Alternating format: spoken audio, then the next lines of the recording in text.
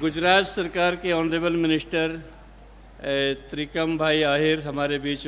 मौजूद है। मैं उनसे अनुरोध करता हूँ कि वो आएंगे और कुछ अपने विचार त्रिकम भाई रखेंगे। प्लीज़।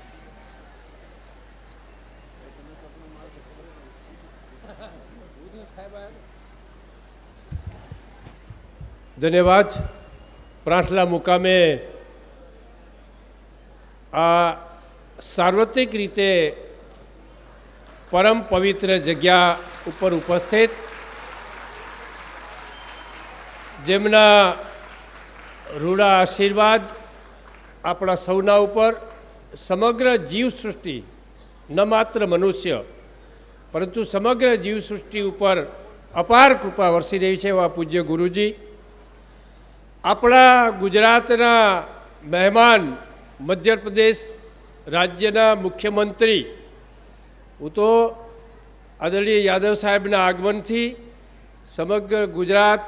ગૌરવની લાગણી અનુભવી છે એવા મધ્યપ્રદેશ રાજ્યના મુખ્યમંત્રી આદરણીય મોહનજી યાદવ સાહેબ, ઝારખંડના અમારા વિધાયક ભાઈ મનોજ યાદવજી, ગુજરાત સરકારના પૂર્વ કેબિનેટ મંત્રી અમારા મુરબ્બી વડીલ અને માર્ગદર્શક આદરણીય જવાહરભાઈ, ઉપસ્થિત સૌ મંચસ્થ આગેવાનો, અમારી સાથે પધારેલા સૌ મહેમાનો, આપ ખૂબ મોટી સંખ્યામાં ઉપસ્થિત સૌ ભાઈઓ બહેનો, મિત્રો, આપણે બધા જ જાણીએ છીએ કે પ્રાસલાનું આ સ્થાન ન માત્ર કોઈ ધાર્મિક પ્રવૃત્તિનું કેન્દ્ર છે, પરંતુ ધાર્મિકની સાથે સાથે સમગ્ર માનવજાત માટે, અને સ્વામી વિવેકાનંદજી કહેતા કે service two mankind is service two God, અને એ જ ભાવનાને મૂર્તિમંત કરીને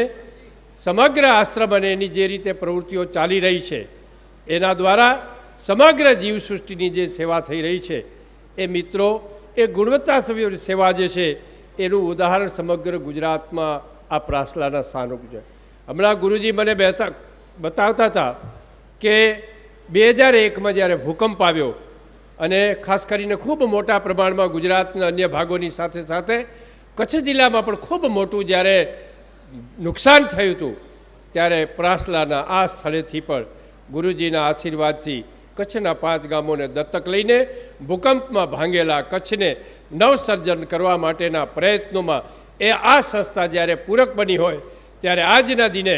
આ સમગ્ર રાજ્ય સરકાર વતીથી આ સંસ્થાનો આભાર પણ માનું છું, અભિનંદન પણ આપું છું. આજના દિને ફરીને આ